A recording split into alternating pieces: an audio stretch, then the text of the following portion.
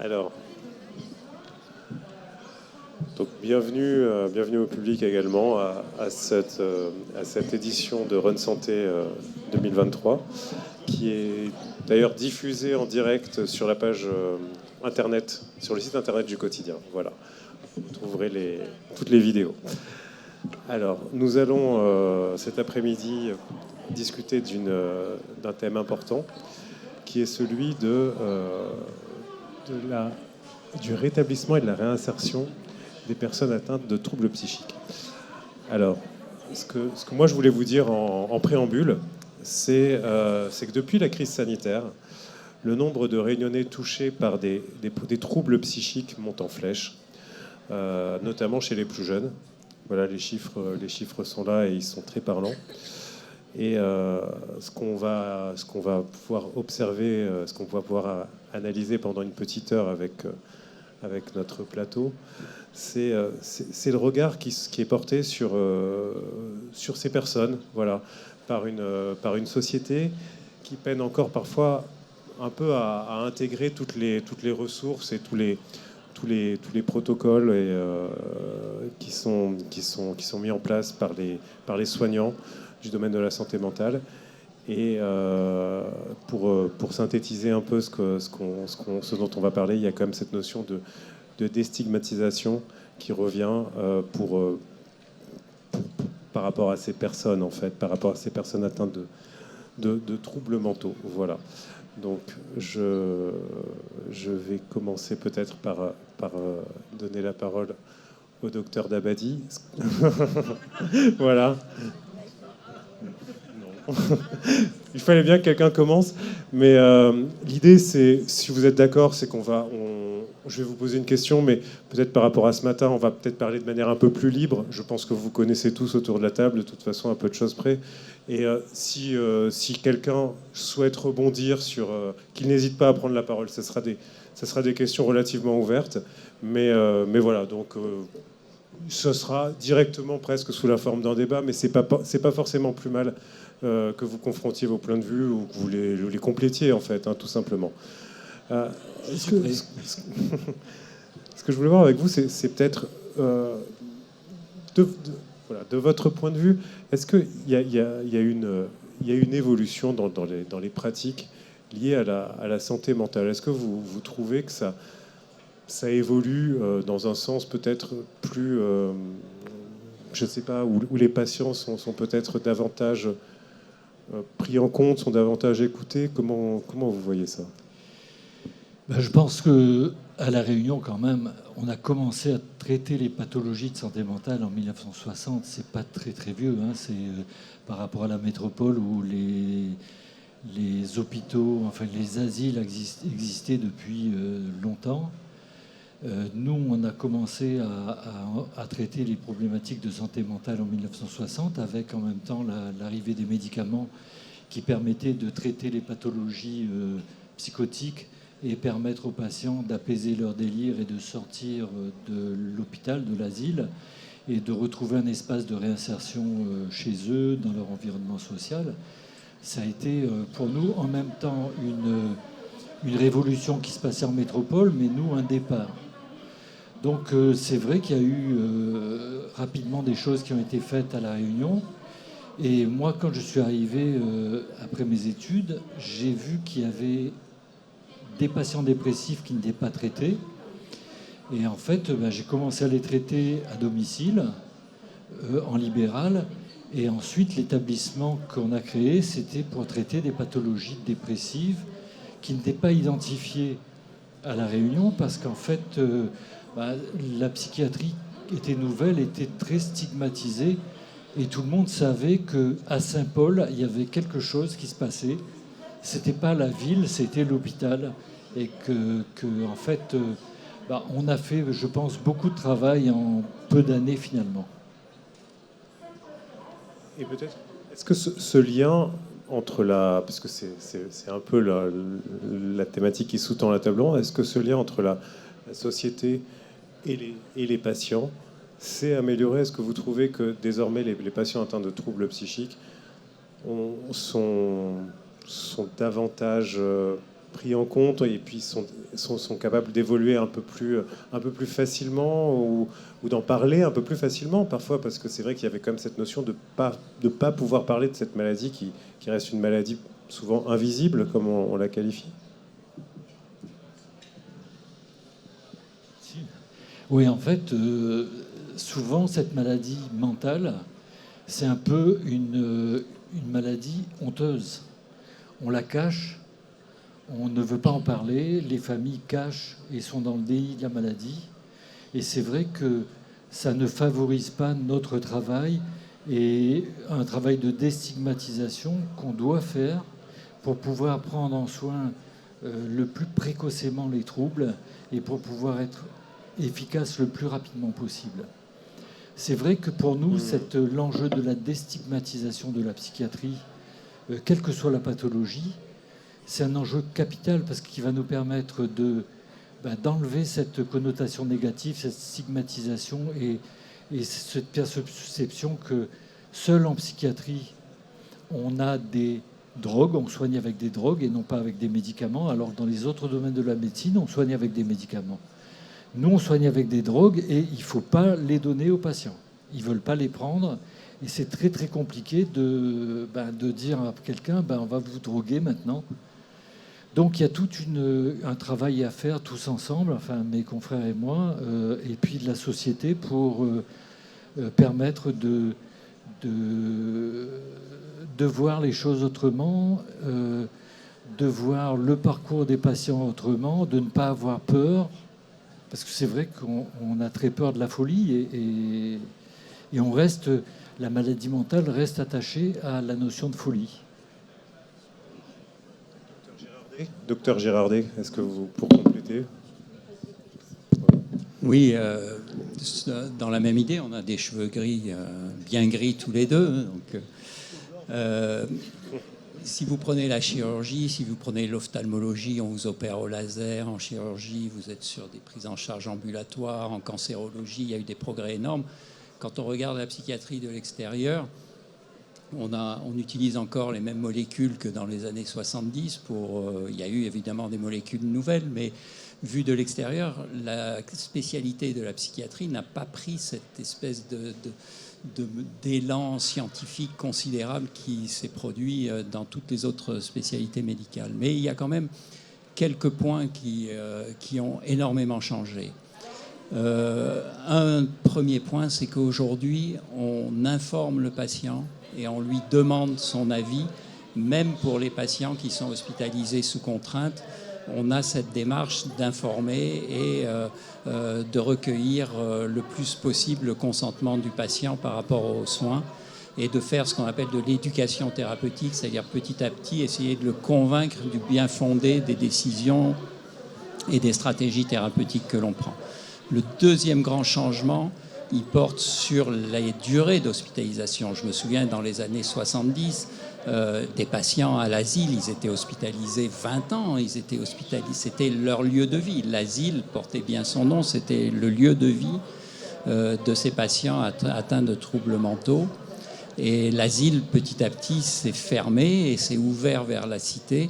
Et aujourd'hui, par exemple, sur le PSMR, c'est pas très différent au CHU, la durée moyenne d'une hospitalisation est inférieure à 1 mois. Et du coup, le parallèle avec ça, c'est que les structures de ville, les structures ambulatoires se sont énormément développées, ce qu'on appelle les CMP pour les adultes, les CMPEA pour les enfants, les hôpitaux du jour, toutes ces structures extérieures se sont énormément développées. Pour donner un chiffre, par exemple, à l'EPSMR, en 2022, c'était près de 150 000 consultations en externe qui étaient proposées par les différents services de l'EPSMR sur l'ambulatoire. Donc il y a vraiment cette volonté de faire sortir les patients, parfois même trop vite, parce qu'on manque de lits, donc on veut les faire sortir trop vite de l'hôpital pour les remettre chez eux. Et alors il y a tout ce côté où Dr Bryden est un chef de file par rapport à cette problématique de la réhabilitation de ces patients qui ont passé du temps à l'hôpital, pour lesquels la maladie mentale a entraver un certain nombre d'habiletés, de facultés sociales, cognitives, etc. Et il y a tout ce travail en fait de reconstruction un petit peu du patient en lien avec la société, en lien avec des habiletés qu'il a perdues, et une espèce de réinsertion et de réhabilitation du patient. Mais je pense que Dr Bryden en parlera mieux que moi. Peut-être, Madame Singabrian, vous voulez dire? C'est par rapport donc aux propos du docteur Dabazi. Il y a vraiment, pour être en contact avec les familles, en contact avec les familles, il y a beaucoup de déni dans les familles. La maladie, elle est cachée. Et on attend que vraiment, quand les familles n'en peuvent plus, c'est là où ils se tournent vers les établissements, vers le médecin, et ils commencent à en parler. Donc ce que nous on dit, c'est qu'il faut absolument, dès qu'il y a des signes, il faut aller voir son médecin traitant, il faut en parler, il ne faut pas avoir peur. Donc il y a une très forte stigmatisation de la maladie, et il faut informer les familles, informer la société, parler de la maladie, des symptômes, afin de déstigmatiser la maladie. Et c'est comme ça qu'on progressera et qu'on arrivera à avoir des résultats. Alors, je vais donc passer la parole au docteur Bryden. Il faut bien comprendre que il y a quand même une minorité de patients, si j'ai bien compris, qui est hospitalisé sur des longues durées et qui a ensuite du mal à se resocialiser, en fait, en quelque sorte. Est-ce que vous pouvez nous expliquer comment ça se passe et quelles sont ces difficultés, en fait? Alors, je vais essayer de répondre à votre question, mais je vais aussi essayer peut-être de faire quelques rappels sur le concept qui figure là sur le rétablissement. Alors moi, j'ai pas encore les cheveux tout blancs, mais j'ai poivre et sel un peu quand même, voilà. Donc moi, j'ai quand même aussi... Ouais, ça viendra bien assez tôt, j'en ai peur. Mais en tout cas, moi, quand j'ai commencé la psychiatrie, ça remonte un petit peu. Moi, on m'a appris, comme quand j'ai fait mes études de psychiatre, on m'a appris qu'en gros, il y avait certaines pathologies où, en gros, on ne pouvait pas guérir. Et presque, on m'a appris à dire ça aux gens que je prenais en charge. Et moi, ça m'a toujours un peu mis mal à l'aise de dire à des gens, voilà, bon, vous avez tel trouble, telle pathologie, ok, bon... et vous n'allez jamais en guérir. Donc en termes d'espoir, de perspective, c'était quand même, je trouvais pas terrible. Et puis, alors là, je te rejoins pas tout à fait. Je pense qu'il y a eu quand même des évolutions dans la psychiatrie, qui sont peut-être pas des évolutions scientifiques au sens du traitement miracle qu'on attend tous, mais il y a quand même eu dans la représentation que nous, professionnels, on a des personnes qu'on accompagne, qu'on prend en charge. Je trouve qu'il y a quand même eu des choses positives qui se sont passées. Et le rétablissement en fait partie, je trouve. Alors le rétablissement, juste pour ceux qui connaissent peut-être pas bien ce concept, c'est un concept qui est plutôt venu, je dirais, des usagers, des patients. C'est-à-dire qu'il y a aux États-Unis, il y a des associations qui sont assez puissantes, qui sont des lobbies, comme aux États-Unis, de patients ou d'anciens patients, qui ont dit, nous, la vision quelque part de notre pathologie que vous nous proposez, vous, psychiatres, elle ne nous va pas très bien. Le fait de nous dire que finalement c'est à vie, qu'on ne peut pas en guérir, nous, on pense que c'est pas vrai. Et d'ailleurs, on a des exemples parmi nous de gens qui ont réussi à se rétablir. To recover, en anglais, on va dire, c'est le recovery. Et donc, ils ont commencé un peu à titiller un peu le pouvoir médical, un peu dans la lignée de ce qui s'était passé avec le VIH, où les patients usagers atteints le VIH s'étaient constitués un peu en groupe dans le lobby pour essayer un petit peu de faire valoir un certain nombre de choses. Et il y a eu un peu le même phénomène aux États-Unis avec les personnes qui avaient été étiquetées comme ayant un trouble psychique. Et là, ils ont commencé à essayer de nous expliquer que, bon, guérir, qu'est-ce que ça veut dire? On guérit d'un rhume éventuellement, et bon, là, la médecine n'intervient pas beaucoup. Et c'est vrai que ce concept, il n'est pas très opérant sur de la pathologie chronique. De dire aux gens, vous allez guérir, c'est-à-dire qu'un jour, vous allez vous réveiller, puis vous serez plus malade. Dans les troubles qu'on accompagne, c'est pas très opérant comme façon de voir. Alors que le rétablissement, c'est quelque chose que je trouve intéressant, parce que ça part, chaque personne finalement a son chemin de rétablissement d'une certaine façon. Donc nous, comme psychiatres, comme médecins, comment on peut s'intégrer là-dedans? Alors on ne peut pas le prescrire. On ne va pas dire aux gens rétablissez-vous, ça ne marche pas comme ça.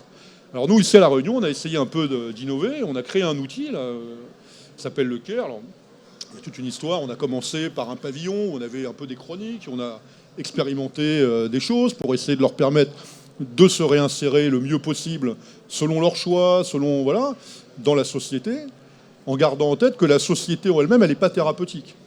Moi, je suis anthropologue par ailleurs, je suis allé me balader un peu partout dans le monde, je me suis intéressé au devenir existentiel des personnes qui ont des troubles psychiques. Et ben, il n'y a aucun endroit où j'ai trouvé finalement que la société pouvait être thérapeutique. Partout, avec des formes différentes, mais les personnes que nous, on identifie comme ayant des troubles psychiques sévères et durables, ils sont stigmatisés, ils sont exclus. Donc il ne faut pas avoir la naïveté de dire on va simplement faire sortir les gens de l'hôpital et puis ils vont guérir tout seuls dans la communauté. Je pense que ça, c'est un peu naïf comme vision. On peut en discuter, mais je trouve que c'est un peu naïf.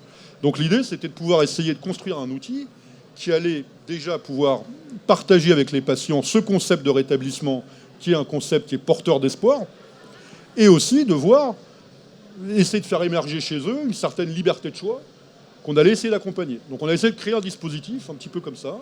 Et alors, ça marche pas à tous les coups, vous en doutez bien, mais quand ça marche, et ben parfois, je suis vraiment surpris quand même.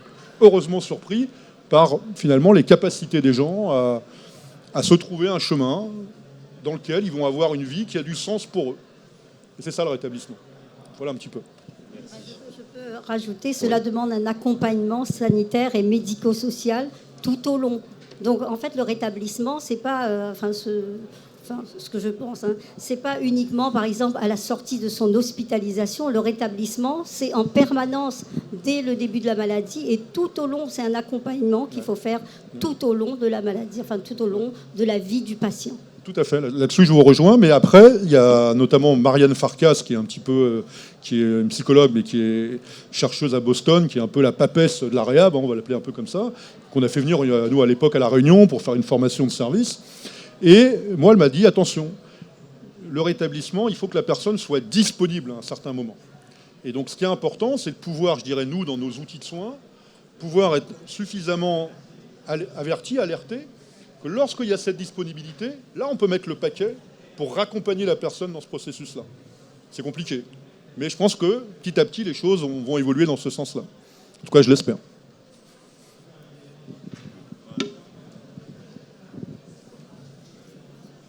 Voilà, je suis Ludovic Gaz, père aidant, salarié de l'association Balise Psy et cofondateur de celle-ci. Voilà, ce que je voudrais rajouter, déjà, moi-même, je suis porteur d'un trouble psy. Tous les pères aidants dans la psychiatrie le sont.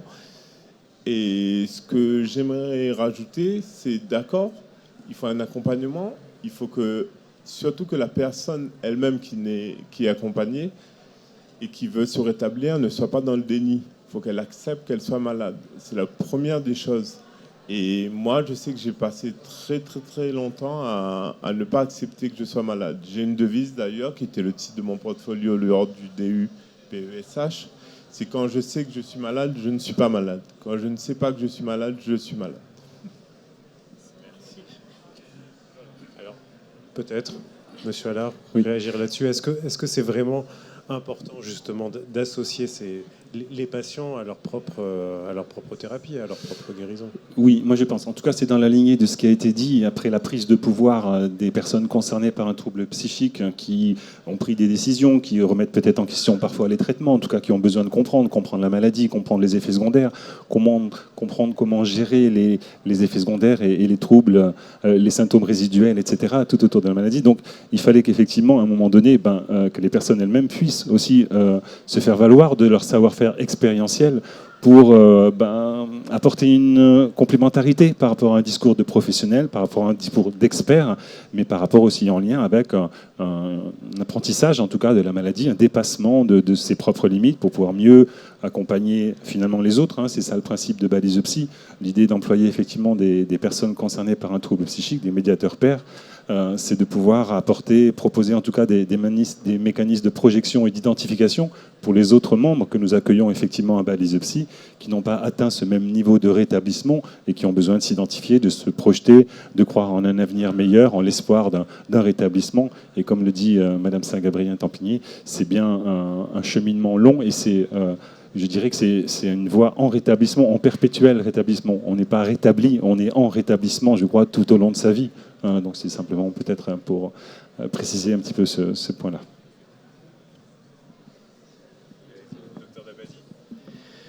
Oui, je pense que notre première préoccupation, c'est d'être dans une collaboration thérapeutique avec le patient. Collaboration thérapeutique avec le patient, ça reprend la problématique dans sa globalité. Avant la maladie, avant l'hospitalisation, pendant les soins, dans la réinsertion et dans finalement comment aider un patient à se réinsérer et comment lui permettre de reprendre confiance en lui, de retrouver des ressources qu'il a, et comment l'aider finalement à surmonter le regard des autres qui l'attendent à l'extérieur. Enfin, il y a tout un travail à faire sur la famille, sur la société professionnelle, sur l'image de la psychiatrie. On parle de psychiatrie plus psychose, mais en fait, les dépressifs sont aussi mal lotis parce que quand ils sont dépressifs, ils décrochent au niveau professionnel, on n'a plus confiance en eux, ils n'ont plus confiance en eux, et donc il faut faire tout un travail d'accompagnement, et ce travail d'accompagnement, en fait, même si les pathologies sont différentes, elles s'appuient sur les mêmes réflexions de collaboration et d'intégration dans la collaboration. Accompagner, tendre la main, accompagner dans les soins. Alors peut-être, docteur. Ouais, peut-être pour apporter une lecture aussi par mon activité clinique, qui est effectivement plus celle des enfants et des adolescents. C'est vrai que l'adolescence est une période particulière. Moi, j'ai souvent tendance aussi à dire à mes patients et même à leurs parents que les adultes qui ont un bon souvenir de leur adolescence, ce sont des adultes qui ont une mauvaise mémoire. L'adolescence est une période de vie particulièrement difficile, qui est relativement longue. Et c'est vrai que le temps, pour nous, en tout cas en pédopsychiatrie, le temps est un outil vraiment indispensable. Pour revenir un petit peu à la question de départ, qui est l'évolution aussi des pratiques, c'est vrai qu'en tout cas en pédopsychiatrie, beaucoup de membres de nos équipes sont formés à travailler avec les familles. Et je rejoins aussi ce que dit Mme Saint-Gabrien-Tampini, sur en tout cas la nécessité, en tout cas des familles, de pouvoir accompagner leurs enfants et leurs ados. Rarement les adolescents viennent spontanément en consultation. Ça arrive parfois, c'est plutôt rare. Donc du coup, c'est vrai que pour qu'un adolescent vienne en consultation, il faut que les parents en fassent la démarche. Et cette représentation-là, c'est aussi en fonction de celle des parents, qui est celle de la santé mentale. Des parents le font facilement, d'autres parfois sont un peu impulsés par l'école. Beaucoup de nos patients, à peu près un tiers de nos patients, sont souvent adressés par les établissements scolaires qui repèrent un petit peu en première ligne la souffrance des adolescents. Mais c'est vrai que, en tout cas, l'évolution des pratiques, de nos pratiques, nous amène à pouvoir entreprendre des prises en charge en y intégrant les familles. Ça, c'est vraiment quelque chose d'important. Une autre dynamique importante aussi, c'est aussi une dynamique d'aller vers. Il y a beaucoup d'adolescents qui n'arriveront jamais à spontanément aller faire une démarche de consultation, même avec des parents qui y insistent. Donc c'est vrai que depuis plusieurs années, se développent aussi beaucoup des équipes mobiles de pédopsychiatrie, qui sont amenés à aller chercher des patients qui parfois sont reclus chez eux. Voilà, notamment en plus depuis le Covid, depuis le confinement, les ados vont beaucoup plus mal. Et ces équipes mobiles, effectivement, vont aussi à la rencontre de ces familles, de ces adolescents qui spontanément ne viendront pas faire une première démarche en appelant en tout cas un secrétariat dans un CMPA par exemple. Est-ce que vous avez... Allez-y, docteur. En vous écoutant, je me dis qu'il faut peut-être quand même aussi un peu rassurer. La souffrance psychique, le trouble psychique, la maladie mentale, c'est pas une, deux, trois maladies, c'est un panel de situations différentes, complexes, familiales, sociales et médicales. Et il y a des pathologies aiguës qui guérissent très vite, pour lesquelles il n'y a pas à mettre en place un arsenal thérapeutique conséquent. Là, on parle depuis tout à l'heure des situations les plus difficiles, les plus chroniques. Mais il ne faut pas imaginer que dès qu'on a un trouble psychique, on rentre dans un espèce de corridor comme ça, compliqué, dont il sera difficile de sortir. C'est pas toujours le cas, heureusement. Oui, en fait, je suis d'accord. Je pense que c'est vrai qu'on parle psychiatrie, maladie mentale, santé mentale. Et c'est vrai que souvent, avec les patients, leur dire « vous êtes en souffrance, vous avez une souffrance psychologique, je peux vous aider ». Ça déstigmatise le côté psychiatrique. Et en fait, tout le monde peut avoir une souffrance psychique. Et comme tu dis, hein, la psychiatrie, c'est pas que des maladies qui sont chroniques et pour lesquelles il faut vraiment beaucoup se mobiliser longtemps et pratiquement toute la vie. C'est aussi des épisodes, ou bien un épisode qu'il faut accompagner. Et c'est vrai que cette déstigmatisation dont on parle est importante. Peut-être une question. Non, mais pour rebondir à ce qui est dit, c'est vrai que moi, je vois au final un nombre quand même conséquent d'adolescents qui ne sont pas malades. Et c'est peut-être aussi une particularité de mon métier. Je suis médecin, mais en tant que pédopsychiatre, je vois aussi des adolescents qui ne sont pas malades. Et je leur dis, parce qu'ils peuvent traverser à un moment donné de leur parcours de vie, du fait de facteurs divers et variés, un moment difficile qui font qu'ils peuvent avoir besoin de cette aide au niveau d'un CNPEA. Mais pour autant, c'est pas parce qu'on vient consulter un pédopsychiatre qu'on est pour autant malade. Et ça, c'est important parce que des fois, des adolescents se craignent d'aller consulter parce qu'ils se disent non, je suis pas fou. Et donc, il y a vraiment tout un travail presque d'éducation, de pédagogie à faire pour dire non, aller voir un psychiatre ou un pédopsychiatre, c'est pas forcément dire qu'on est fou, bien loin de là. Donc, il y a vraiment une déconstruction à faire sur en tout cas l'indication et parfois la nécessité de venir consulter sans qu'il y ait de pathologie pour autant. Alors peut-être une question, toujours dans cette idée de rétablissement, parce que j'entends aussi, c'est qu'il y a peut-être une relation plus horizontale en fait entre les patients et leurs médecins et l'équipe médicale dans son ensemble. Est-ce que vous, en tant que médecin, ça a été facile pour vous de mettre en place cette nouvelle relation peut-être plus à l'écoute ou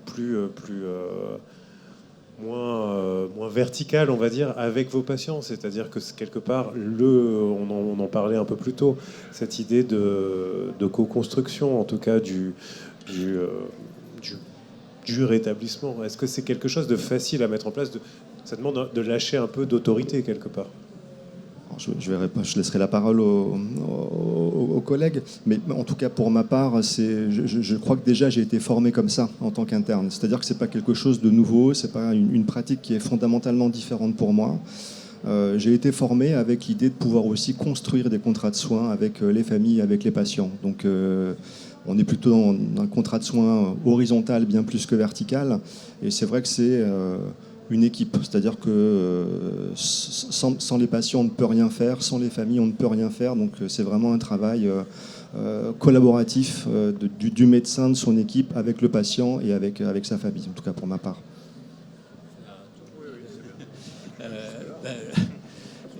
Justement, c'est un peu ce que je disais en introduction.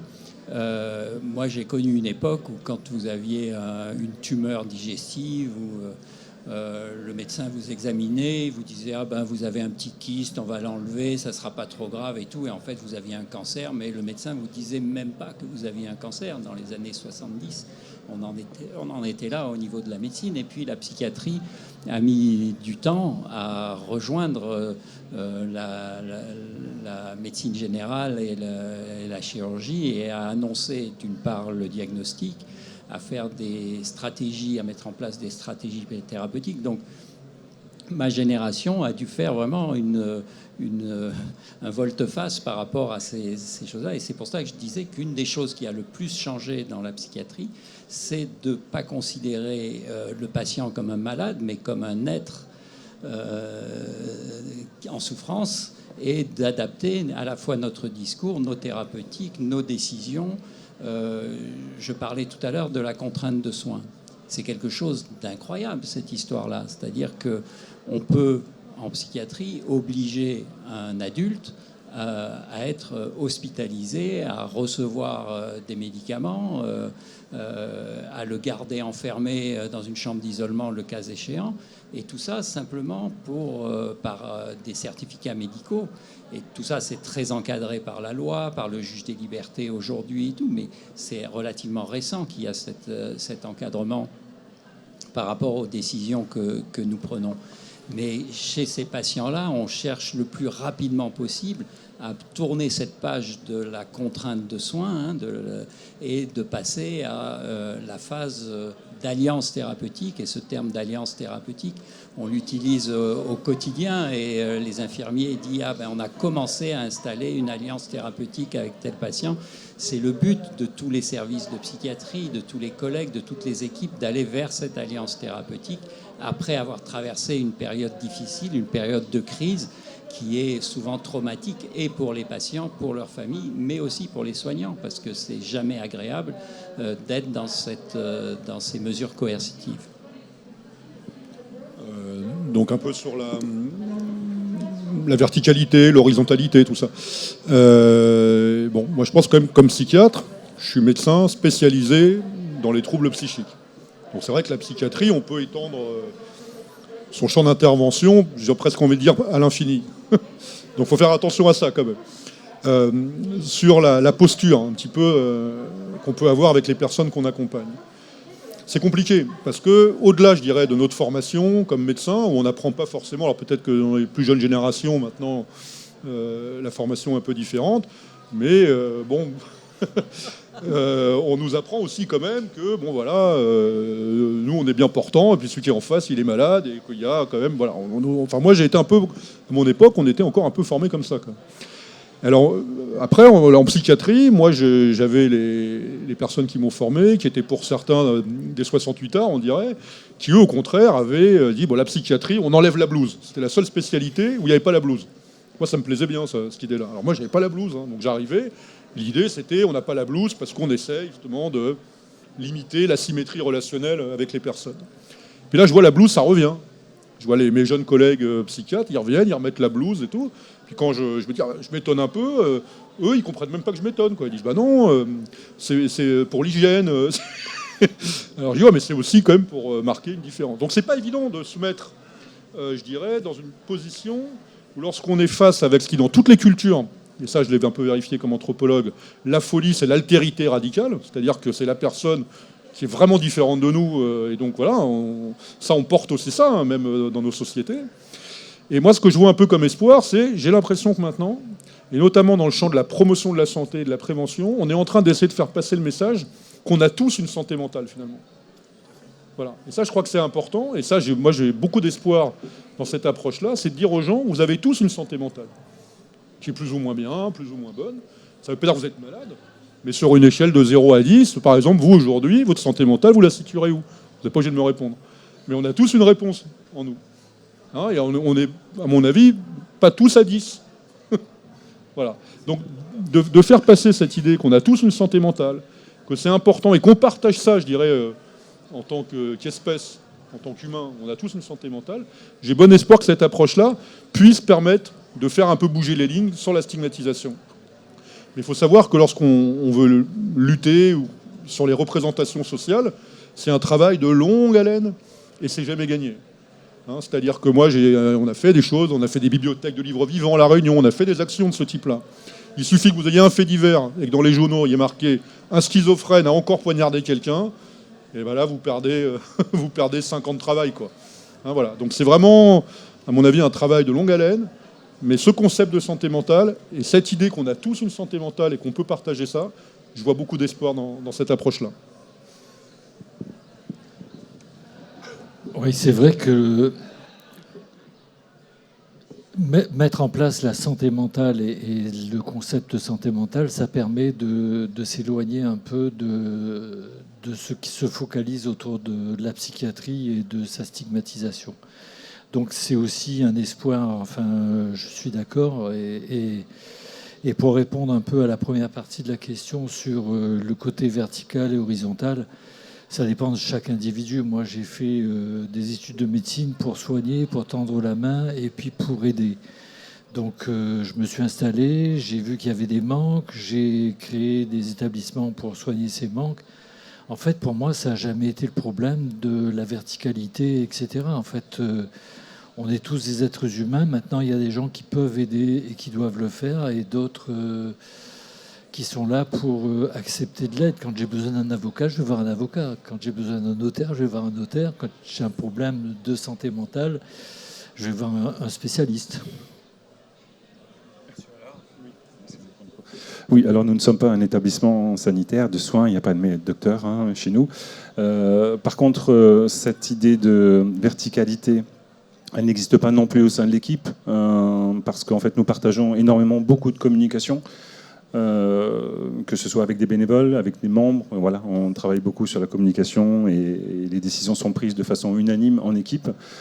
L'idée de la verticalité, elle existe peut-être lorsqu'on fait des interventions, notamment avec Ludovic et puis notre collègue, dans le cadre des actions de sensibilisation, de formation que l'on propose justement aux professionnels de l'accompagnement vers ou dans l'emploi, qui travaillent dans les missions locales, dans les pôles emploi, dans les organismes de formation, où là on travaille aussi sur la déstigmatisation des troubles, effectivement, où on explique que oui, effectivement, un schizophrène, c'est pas forcément dangereux, une personne atteinte de bipolarité ne change pas forcément d'humeur toutes les 2 ou 4 heures, mais que les uns et les autres peuvent travailler avec un environnement, avec des moyens de compensation, avec un management adapté, avec un tas de choses qu'on explique dans le cadre de ces formations. Et c'est là où on a peut-être effectivement quelque chose de vertical, puisqu'on donne de l'information, on forme, on informe, et c'est là où on peut essayer de faire, à notre niveau en tout cas, bouger un peu les lignes. Alors, en tant que représentante des usagers, oui. Alors, la question posée, comment améliorer le rétablissement et la réinsertion des personnes atteintes de troubles psychiques dans la société? Se rétablir, c'est reprendre le contrôle de sa vie, se réengager dans une vie active et sociale. Comment voulez-vous que ces personnes-là se réintègrent dans une vie active quand il n'y a pas d'emploi pour ces personnes-là? Moi, je rencontre donc au niveau des familles, il y a beaucoup de patients qui ont des diplômes, qui peuvent travailler, mais il n'y a pas d'employeurs. Les employeurs, après, on peut les comprendre. Ils ont peur. Donc il y a une stigmatisation de la maladie et il faut vraiment agir par rapport à ça.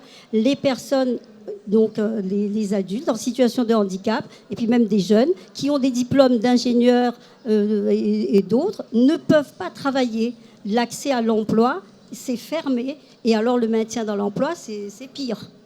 Alors, merci Madame Singabrien de recentrer le débat, c'est pas mal. Non, mais justement, peut-être qu'une question qui se pose sur cette table ronde du jour, c'est peut-être la question du suivi également. Est-ce que c'est facile ou est-ce que c'est tout simplement faisable d'avoir un suivi de qualité pour une personne qui donc quitte un établissement et qui ensuite est libre quelque part de faire ce qu'elle veut? Est-ce que c'est comment vous faites en fait? Ça se passe comment? C'est jouable? Est-ce que toujours dans cette idée de rétablissement et de réinsertion? Comment on peut le faire? Voilà.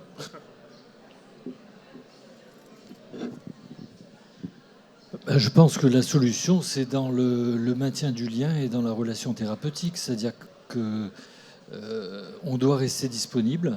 On est toujours disponible à n'importe quelle heure du jour et de la nuit dans les établissements. Et quand il y a un souci, le médecin est prévenu. Mais en fait, il y a très peu de soucis quand le lien existe. Et maintenir le lien, ça permet d'aider à la reconstruction et à retrouver une place dans l'environnement social. Mais c'est vrai que quand on est à La Réunion et qu'on a 40% de chômage et 70% de chômage chez les jeunes, et qu'on a un système pénal qui sanctionne les entreprises qui n'embauchent pas des handicapés, c'est vrai qu'il faut faire connaître les handicapés. C'est le travail du MEDEF depuis de nombreuses années, mais ça met du temps. Et c'est vrai que la déstigmatisation va nous aider au niveau MEDEF, etc., d'ouvrir les portes du travail à des gens qui peuvent et qui ont un espace de rééducation dans le travail. Moi, en tant qu'entrepreneur, j'ai employé des gens qui se sont complètement épanouis et qui n'ont plus besoin de moi. En fait, il y a un effet thérapeutique dans la resocialisation et dans la réinsertion qui est capital, quoi.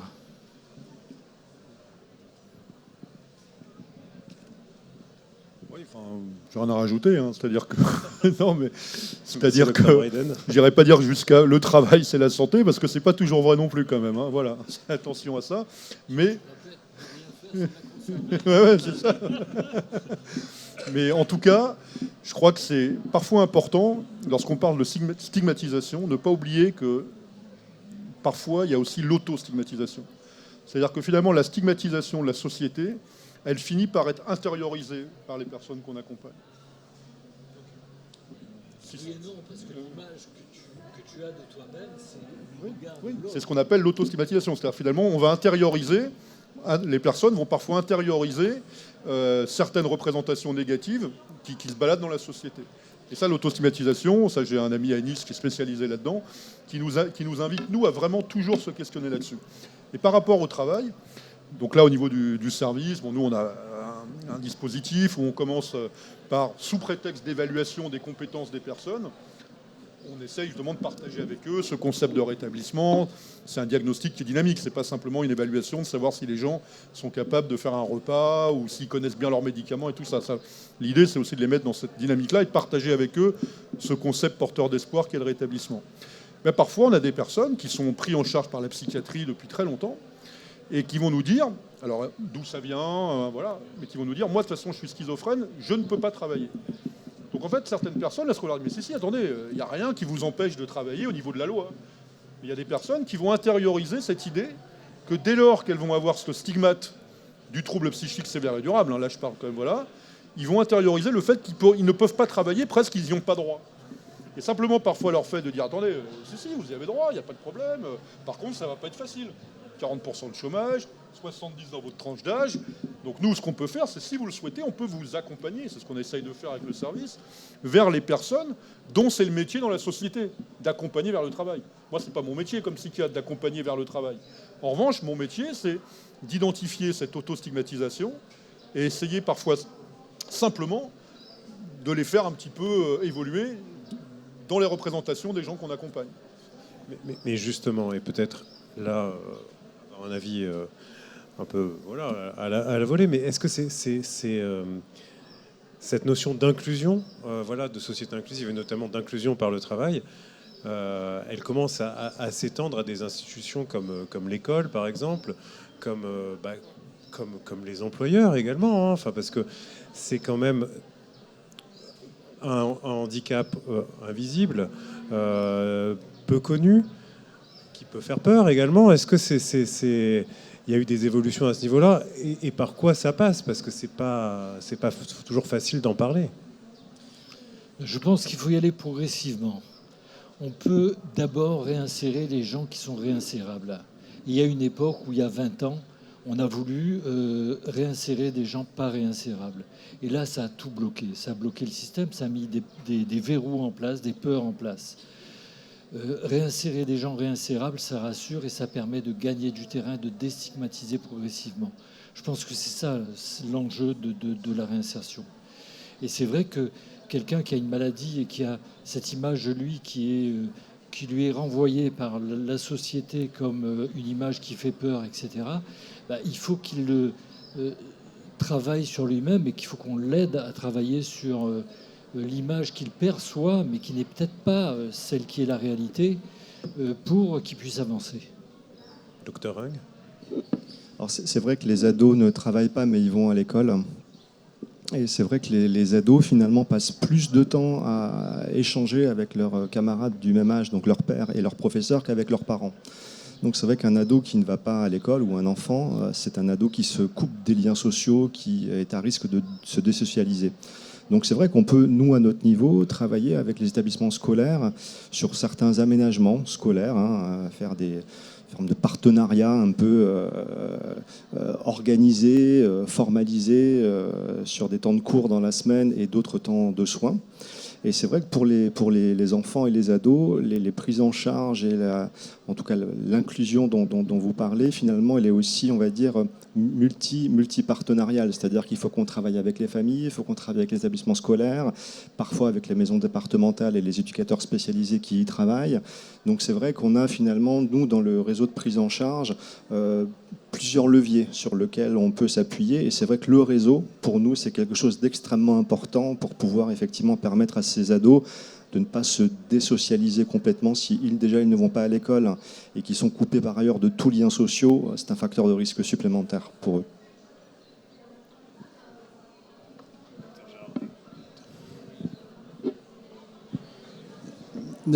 toujours dans cette idée un petit peu d'inventaire que vous proposiez dans votre question précédente, la psychiatrie a changé considérablement. Je vous parlais des durées d'hospitalisation. Donc aujourd'hui, on peut penser que 99,9% des personnes qui souffrent d'un trouble psychique ne sont pas hospitalisées. Ils sont à l'extérieur et la question, évidemment, se pose. Qu'est-ce que notre société leur réserve comme avenir et comme espoir alors, on met en place, j'ai toute une liste d'acronymes là, on met en place des structures, on va dire, un peu spécialisées en ambulatoire. Il y en a autour de la périnatalité, il y en a autour de la précarité, il y en a autour du psychotrauma. Il y en a autour de la psychogériatrie, il y en a autour de la réhabilitation, etc. Donc on fait cet effort et on continue à faire cet effort d'inventer des spécialisations dans la spécialité psychiatrique pour essayer de faire le plus possible du sur-mesure par rapport à un patient et à des difficultés éventuelles. Mais ça reste du prêt-à-porter. À part des démarches très ambitieuses comme celle que porte le docteur Bryden, où vraiment là on peut parler de sur-mesure, parce qu'il y a un bilan exhaustif qui est fait, parce qu'il y a un accompagnement sur la durée, mais on n'a pas les moyens aujourd'hui en psychiatrie de faire cet accompagnement extrêmement rapproché pour tous nos patients. Donc la question de la part que prend la société dans ce mouvement-là, elle est très, très importante. Et nous sommes pris un petit peu dans une double contrainte. Il y a ce que nous dit le ministère de l'Intérieur. Les malades mentaux sont dangereux, il ne faut surtout pas les laisser circuler. Comment ça se fait? Il était hospitalisé, il n'est plus hospitalisé, vous l'avez laissé sortir. Donc il y a toute cette responsabilité qui pèse sur les psychiatres en termes de sécurité nationale. Et puis d'un autre côté, il y a notre vocation médicale qui est de ne pas enfermer les gens à vie, de créer une alliance thérapeutique. Il y a la volonté des associations de familles, il y a les patients eux-mêmes, il y a le contrôleur des lieux de privation de liberté, etc. Donc il y a tout un autre champ de la société qui ont une vision différente et qui veillent à ce qu'il n'y ait pas d'abus dans les soins sous contrainte notamment et dans les durées d'hospitalisation. Et nous, on est pris un petit peu dans tout ça et on trouve que la société, enfin moi personnellement, je trouve que la société ne prend pas pleinement son rôle là-dedans. Et paradoxalement, j'ai travaillé à Mayotte. Et à Mayotte, il y a en gros 400 000 habitants, pratiquement la moitié de la Réunion. Nous, on est, 200 psychiatres. Et à Mayotte, il y a un psychiatre et demi. Hein. Donc, ils sont obligés d'inventer des choses différentes. Et la part que prennent les familles et la société par rapport à un patient qui a un trouble mental est bien plus importante et bien plus noble finalement que ce que nous faisons dans notre département ou même en métropole aujourd'hui. Peut-être une dernière question qui fâche un peu, on va dire, avant de passer aux questions du public, parce que malheureusement on est limité en temps, même si c'est hyper intéressant. Est-ce que, selon vous, tout le monde est réinsérable en fait, puisque c'est un peu c'est un peu la question qui se pose. Est-ce que toutes les personnes qui souffrent de troubles mentaux, et notamment de troubles mentaux, notamment de troubles mentaux aigus, peuvent être réinsérables, notamment par le biais de l'emploi, par le biais d'une vie qu'on peut qualifier de normale? Comment on peut voir ça? Dr Bryden, donnez-nous votre avis. Vous faites tourner le truc là. Ouais. Alors, moi, je dirais, à titre personnel, voilà, je pense que oui. Je pense que tout le monde est réinsérable. Et je pense que même les gens qui sont dans nos institutions, même lorsqu'ils sont sous contrainte, lorsqu'ils sont enfermés, ils sont insérés, d'une certaine façon. Ils sont insérés parce qu'ils ne sont pas tout seuls. C'est pas faux. Ils sont tous... Voilà. Donc, voilà, c'était pas, à mon avis, c'était pas comme ça que vous voulez que je réponde. Mais j'essaye, voilà. Mais je pense qu'en tout cas, il faut se dire, enfin moi en tout cas, je pense que comme psychiatre, il faut que je me dise que tout le monde est réinsérable. Si je commence à me dire qu'il y a des gens qui ne sont pas réinsérables, bah, c'est le nazisme, c'est le programme T4, où à un moment, sur dossier, les psychiatres, il faut le dire, c'est des psychiatres qui ont fait ce travail-là, sur dossier, ils ont dit, lui, il ne sera jamais, on appelle ça productif, c'est le mot que je cherchais, il ne sera jamais productif pour la société, donc chambre à gaz. Voilà. Donc si jamais on commence... Ben non, mais ça s'est passé comme ça. Le programme T4, il y a eu... Ça s'est passé comme ça, Ça s'est passé comme ça. Enfin, je peux vous donner tous les bouquins que vous voulez pour... si vous ne croyez pas, ça s'est passé comme ça. Voilà. Donc si jamais on commence à se dire qu'il y a des êtres humains qui servent à rien, l'étape d'après, on ne sait pas où ça nous mène. Donc moi, je préfère me dire que tout le monde est réinsérable. À son niveau, parfois, la réinsertion, ça va être quelque chose de modeste. Si la personne, elle trouve son compte dans cette modestie, eh ben, qui je suis pour dire que... Donc moi, je préfère me dire que tout le monde est réinsérable, parce que je pense que si on commence à dire qu'il y a des gens qui ne sont pas réinsérables, l'étape d'après, on ne sait pas où ça mène. Mais, je vous dis, c'est... Voilà. Ça n'engage que moi. Moi, j'ai une remarque. Oui, oui, j'ai une remarque. Je me suis toujours posé la question. En fait, donc, quand les personnes sont en crise, on les soigne dans les hôpitaux. Après, une fois la crise passée, un peu stabilisée, on les sort de l'hôpital parce qu'effectivement, ce n'est pas un lieu de vie. Ces personnes-là se retrouvent soit dans les familles, quand les familles acceptent bien de les avoir chez elles, parce que souvent ça pose des problèmes, ou sinon, ces personnes-là, ces patients se retrouvent à la rue. Donc moi, je me suis posé la question, est-ce qu'on ne peut pas créer des structures intermédiaires où on peut les réinsérer dans la société pour les aider à se réinsérer. Enfin, je trouve qu'il y a un manque. Il y a l'hôpital, et après, c'est soit les familles ou la rue. Après, au milieu, il n'y a rien. Ouais, c'est vrai que c'est une question qui est compliquée dans la mesure où tout être humain est particulier et unique. Et donc, c'est vrai que ce qu'on reproche souvent à la psychiatrie, c'est les personnes qu'on laisse tomber, qui sont perdues de vue et qui ne sont plus dans le soin et qui sont dans des situations de délire et de passage à l'acte, etc. La réinsertion, je reviens à la notion de relation de lien thérapeutique, de collaboration thérapeutique. Dans la collaboration thérapeutique, il n'y a pas de plus, de moins, on est dans une relation d'égal à égal et on attend la même chose du soin. Est-ce que vous voulez que je vous aide? Je peux vous aider. Et dans cette interaction, on peut construire quelque chose de durable. Si on n'arrive pas à mettre en place cette interaction, cette collaboration, cette confiance dans ce qu'on attend l'un de l'autre, moi, en tant que médecin, ce que j'attends du patient et ce que le patient attend de moi, ce sont des échanges qui peuvent se faire. Effectivement, c'est vrai qu'on ne peut pas construire avec quelqu'un qui ne veut pas construire. Et donc, parfois, il faut dire, vous ne voulez pas construire avec moi, il faut peut-être essayer avec quelqu'un d'autre, mais il faut à tout prix que vous y pensiez. Et à mon avis, tout est possible, mais on est deux.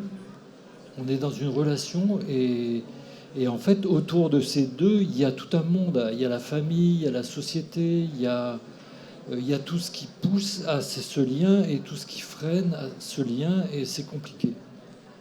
En tout cas, nous, on essaie d'être là, toujours là, en disant que si vous avez besoin de nous, on est là.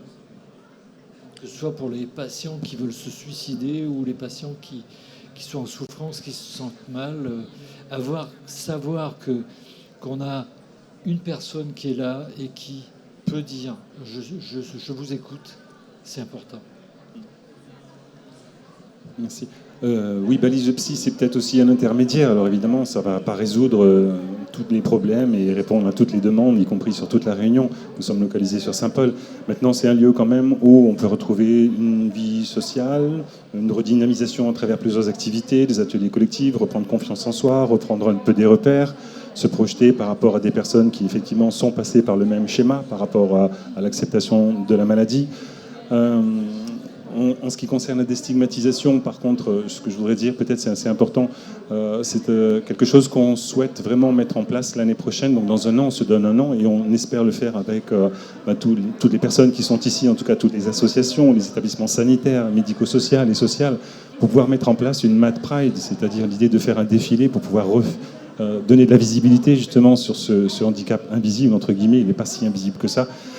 Mais voilà, de pouvoir donner un moment un peu festif de reconnaissance, de dignité, on est là, on n'est pas que des assassins, on n'est pas que ci, que là. Donc voilà, pour pouvoir lutter contre la déstigmatisation et l'autostigmatisation, effectivement, pour sortir de la honte, le sentiment de culpabilité des personnes lorsqu'ils sont effectivement enfouis avec leurs troubles et bien souvent cachés par les familles, ça arrive aussi. Donc voilà, ce genre d'action, en tout cas, forte, même s'il peut y avoir à un moment donné, effectivement, un cas particulier qui montre que sans traitement, avec du Zamal, avec de l'alcool, sans soutien médical, sans soutien familial, oui, on peut péter les plombs, mais comme tout le monde, quand on voit les guerres, je suppose que ceux qui sont à la tête des guerres n'ont pas forcément de troubles psychiques, et c'est bien plus grave. Donc voilà, autant faire des choses, effectivement, autant faire des choses comme voilà, cette Mad Pride, et on donne rendez-vous en tout cas à tout le monde pour cette grande manifestation voilà, qu'on espère organiser avec l'ensemble des partenaires, des associations, des établissements sanitaires, et tout le monde. Voilà. Pour un balise psy dans l'Est. Juste une seconde, pour rebondir sur ce que disait Marilène, elle a tout à fait raison, ce chaînon manquant entre l'intra et puis l'après, la réinsertion. Il y a 2 ans à peu près, Emmanuel Macron s'indignait comment on envoie des patients en Belgique, dans des établissements en Belgique, alors on n'est pas capable, nous Français, de soigner ces patients chez nous. Eh ben non, on n'est pas capable de prendre en charge l'après-hospitalisation comme le font les Belges avec un panel d'établissements de vie, de maisons de vie, de foyers, etc., qui sont très très élaborés en termes d'accompagnement,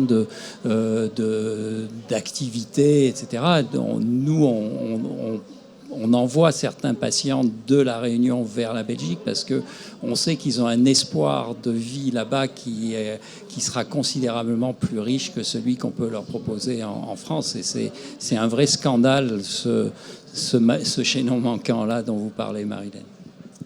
Docteur Hung, pour la conclusion. Je crois qu'il n'y a pas une seule réponse, effectivement, c'est plusieurs... Enfin, c'est un maillage, c'est ce que nous, dans notre jargon, on appelle aussi un étayage. Il y a effectivement des chaînons qui manquent. Je crois qu'on a aussi, entre guillemets, parce que le point de départ, la première question, c'était aussi l'évolution de la psychiatrie ces dernières années, mais je pense qu'il faut aussi dire qu'on reste une spécialité qui reste toujours en constante évolution. Il y a des projets qui sont effectivement toujours menés par les équipes. Donc c'est quand même quelque chose qui est important pour les patients. L'évolution à venir, c'est quand même... tout n'est pas parfait, il manque des choses, mais je crois qu'on est quand même une spécialité dans laquelle les équipes se mobilisent quand même fortement pour faire évoluer les prises en charge et tenter de combler effectivement les chaînons qui manquent. Dire quelque chose. Allez-y. Effectivement, au niveau des hôpitaux, enfin de PSMR, enfin dans tous les établissements, il y a une prise en charge du patient même après sa sortie de l'hôpital. Et je me dis, les médecins, c'est vrai que ils sont là pour soigner. Peut-être qu'il y a d'autres professionnels à prendre en charge cette partie-là. Et voilà. Alors, on a 10 minutes pour quelques questions. S'il y a des questions dans la salle. Justement, vous parliez d'évolution de la psychiatrie et la notion d'intégrer le patient dans le parcours de soins, dans le patient en psychiatrie. Est-ce que la loi du 21 janvier 2016 de la modernisation du système de santé français, et qu'on appelle aussi loi de démocratie en santé, vous a apporté plus de moyens financiers, humains, pour mettre en œuvre justement... je vois qu'on fait la grimace, peut-être qu'on ne connaît pas cette loi. C'est comme vous parlez d'argent en général. Non, mais je vois naître des projets, l'ARS qui finance notamment notre association Balise Psy. Ben, vous, de votre côté dans le médical, parce que j'ai été hospitalisé avant cette loi et après cette loi. Et moi, j'ai vu un réel changement. La maison des usagers, elle n'existait pas. Mais qu'est-ce qui va se faire encore et encore au niveau législatif pour améliorer encore les choses? Voilà. Excellente question. Alors, au niveau de la Réunion, il y a une double dynamique. Il y a la dynamique nationale avec les nouvelles lois qui sont sorties, avec les nouvelles exigences, qu'elles soient en termes de droits des patients ou en termes d'accès à la santé, ça qui sont portées à un niveau national. Et puis, il y a eu un rattrapage considérable qui s'est fait ces dernières années du retard qu'avait pris la Réunion en termes de santé mentale, en termes de lits, en termes de professionnels. On est passé en quelques années de 70 psychiatres à 110 psychiatres, par exemple, sur le PSMR. On a eu dans le dernier CTSM, le contrat territorial de santé mentale, on a eu une enveloppe de 40 millions d'euros qui a permis de financer un certain nombre de choses, aussi bien au niveau des CHU que de l'EPSMR et peut-être des flamboyants. Mais voilà, ça a été... on a pu ouvrir des nouvelles unités, on a pu développer les CMP, mettre en place des maisons des adolescents, mettre en place... Donc ça a été vraiment un rattrapage considérable. Ce rattrapage n'est pas complètement fini, mais le robinet est en train de se fermer en termes de volume. On a une lisibilité encore sur les 3 prochaines années des investissements qui vont se faire. On a acté dans le cadre du plan médico-soignant partagé, on a acté la création de nouveaux projets en perspective, à la fois sur le CHU et sur le PSMR. Donc oui, les choses changent. L'argent, c'est le nerf de la guerre. On essaye d'en faire un bon usage, mais on est dans une perspective à La Réunion qui est complètement différente de la métropole, où vraiment en métropole il y a des hôpitaux sinistrés, il y a des hôpitaux où il n'y a plus de pédopsychiatres, il y a un manque de 30-40% de psychiatres, etc. On ne connaît pas cette crise à La Réunion parce que La Réunion reste attractive. Et plus on peut créer des projets, et plus on aura de psychiatres qui seront intéressés pour venir. Donc il y a une dynamique qui est plutôt positive à contre-courant du naufrage de la psychiatrie au niveau national. Docteur Dabadi. En fait, le nerf de la guerre, c'est effectivement les moyens financiers. Nous, on est en pleine expérimentation d'un changement de financement et on nous a annoncé qu'il y aurait des gagnants et des perdants. Et qu'en gros, le privé allait être perdant de moins 10% à peu près sur la plus grosse enveloppe. Donc on est très très inquiet sur cette situation, puisqu'en fait, nous, on est des commerciaux, c'est-à-dire qu'on va voir les banquiers, on dit qu'on a un projet, les banquiers sont OK avec nous, on finance les projets. Et puis après, effectivement, nous, on rembourse les banquiers. Donc, on fonctionne d'une manière un peu différente. Et la situation actuelle nous inquiète véritablement beaucoup, que ce soit en psychiatrie ou, comme on disait, à La Réunion, la psychiatrie date de 1960. Et c'est vrai que le rattrapage, il commence. Mais pas depuis très longtemps, puisque moi, depuis 1995, on me dit cette année, c'est l'année de la psychiatrie. Et puis finalement, non, il y en a trouvé quelque chose d'autre à faire. Et chaque année, on nous dit que l'espoir de la psychiatrie est là, et puis finalement, non. Mais depuis quelques années, effectivement, c'est vrai qu'on a constaté qu'il y avait 30% de décalage entre la métropole et nous. La métropole, effectivement, comme tu disais, on est dans une situation où les hôpitaux qui étaient énormes sont sinistrés. Nous, finalement, on est en plein essor, en plein élan. Mais par rapport à la moyenne métropolitaine, il y a un an ou deux, on était à 30% de moins. Maintenant, au niveau des praticiens libéraux, on a un tiers des praticiens libéraux par rapport à la métropole, quoi, hein. Donc, au niveau de l'hôpital, c'est vrai que ce matin aussi, on disait l'attractivité de l'hôpital public. Nous, au niveau du privé, c'est compliqué. De toute manière, vous voyez, hein, il y a les médecins qui se mettent en grève. Il n'y a pas eu d'augmentation des tarifs depuis 25 ans du libéral. Donc c'est vrai que moi, mon inquiétude, c'est que depuis 25 ans, au lieu d'apprendre à soigner de mieux en mieux, on apprend à soigner de moins en moins bien pour avoir les mêmes moyens de vie. Alors, juste peut-être pour recentrer la question, avant de prendre une ultime question du public, peut-être Monsieur Allard, sur la place de l'usager, est-ce que vous avez senti une évolution? Et peut-être Madame Singabrian aussi, hein, mais est-ce que vous avez senti une évolution dans le domaine de la santé mentale? Ce que demandait un membre du public sur... voilà. Est-ce que, grosso modo, est-ce qu'on vous écoute plus? Oui, en tout cas, nous, c'est notre concept, puisqu'on privilégie de toute façon des médiateurs pairs qui ont leur savoir-faire expérientiel, donc qui ont une connaissance de leurs troubles, en tout cas. Les usagers, c'est les personnes les plus importantes, en tout cas les adhérents de notre association, c'est quels sont vos besoins, quelles sont vos difficultés, quels sont vos points de fragilité. Est-ce que vous voulez travailler sur un projet professionnel? Est-ce que vous voulez mettre en place un stage?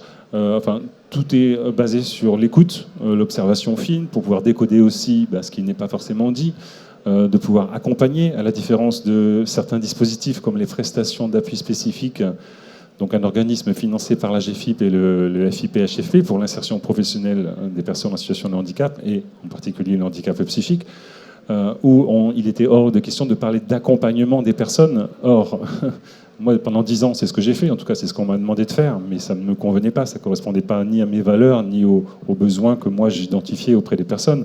Donc à l'inverse de ce que propose donc notre association par rapport à ces dispositifs d'EPAS, nous on privilégie l'accompagnement et donc l'écoute de la personne, la place de la personne pour mieux l'accompagner, comme ça se fait maintenant de partout, et je pense que c'est vraiment ça qu'il faut faire, en tout cas qu'il faut privilégier. En tant que représentant des usagers auprès des établissements de santé, auprès de l'ARS, oui, il y a vraiment une prise en compte et une considération des usagers pour une amélioration de leur vie au quotidien, au niveau des soins.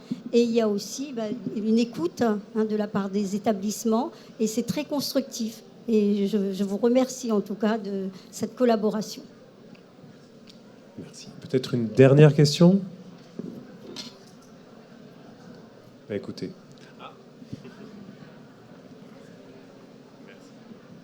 Bonjour. Moi, c'est pas une question, c'est juste pour rebondir un peu ce qui a été dit précédemment, c'est-à-dire que quand je vois réinsertion, je pense réinsertion professionnelle, et en tant qu'assistante sociale, je travaille au groupe Flamboyant depuis pas très longtemps, et je rebondis sur le fait qu'il n'y a pas forcément de structure qui existe entre deux. Sauf que nous, en tant qu'assistante sociale et en tant que travailleur social, c'est qu'on essaie de travailler la sortie des personnes qu'on accompagne, et de la meilleure manière possible.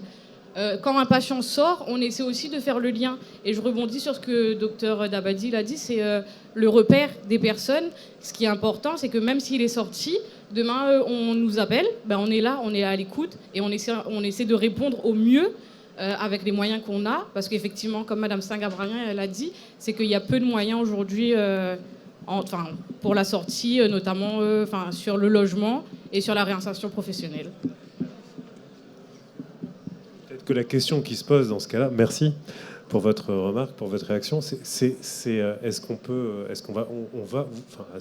vous surtout, vous allez pouvoir faire face à l'augmentation de ces potentiels demandes, de ces potentiels suivis, au vu des problèmes de santé mentaux qui vont augmenter, on en est certain là maintenant, des consultations, de tout le reste.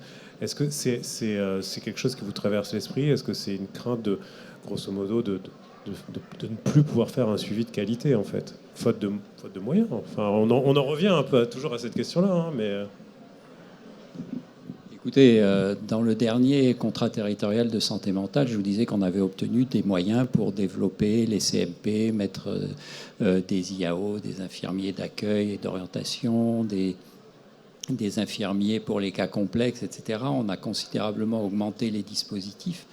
Et malgré tous ces efforts, en 4 ans, je suis arrivé en 2018 à l'EPSMR, En 4 ans, le dispositif est déjà en surchauffe, c'est-à-dire qu'on manque de lits d'hospitalisation, les files actives s'allongent au niveau des centres de consultation ambulatoires, les délais de prise en charge s'allongent, alors on résiste, on a eu à peu près 35% d'augmentation de la demande en 2 ans. Et ce mouvement, il ne va pas s'arrêter. Donc on retourne vers l'ARS en demandant de nouveau des solutions, des moyens nouveaux, etc., pour faire face à ce mouvement. Mais on n'est pas du tout sur un plateau où on a équilibré. Et on croyait, le Covid nous a surpris, en particulier chez les adolescents, où la demande et les pathologies et les problématiques nouvelles ont émergé. Je laisse Emmanuel en parler. Pour compléter, effectivement, les adolescents, en tout cas, là, c'est une filière qui est repérée comme étant en tension, parce qu'effectivement, les adolescents vont de moins en moins bien. On le voit clairement, le pic depuis le Covid. Ils allaient déjà pas bien avant, mais depuis le Covid, ils vont nettement moins bien. Et c'est vrai qu'on voit pour certains d'entre eux la difficulté à pouvoir les hospitaliser quand il y a besoin. Donc la surchauffe, elle est là. On a la possibilité de réfléchir avec l'ARS, notamment sur des projets alternatifs à l'hospitalisation qui vont pouvoir se mettre en place, mais incontestablement restera toujours une proportion d'adolescents qu'il faudra hospitaliser, in fine. C'est vrai que cette maladie Covid a bouleversé notre équilibre. A bouleversé notre équilibre au niveau des adultes, au niveau des personnes âgées, au niveau des jeunes aussi, parce qu'en fait, on a vécu pendant 2 ans une situation psychotraumatique avec une épée de Damoclès qui était la mort qui pendait sur nos têtes à tous, avec ce qu'on voyait à la télévision tous les jours, avec les informations qui venaient du monde entier et qui ont mis du temps avant de nous apaiser un peu, mais en fait... on a vécu tous dans la crainte de l'autre, dans la crainte que l'autre nous communique cette maladie, et avec une impossibilité de savoir qui allait nous la communiquer au supermarché, ailleurs, etc.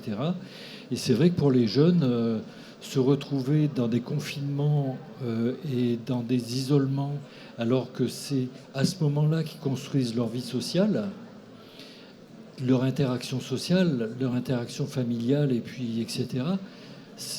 Enfin, l'école était fermée. Enfin, tout ça est catastrophique, quoi. 2 années, on voit les conséquences sur les pathologies dépressives, les tentatives de suicide, les suicides. Enfin, la souffrance psychologique. C'est bon pour tout le monde. Ok. Merci à vous. Merci pour ce débat de qualité.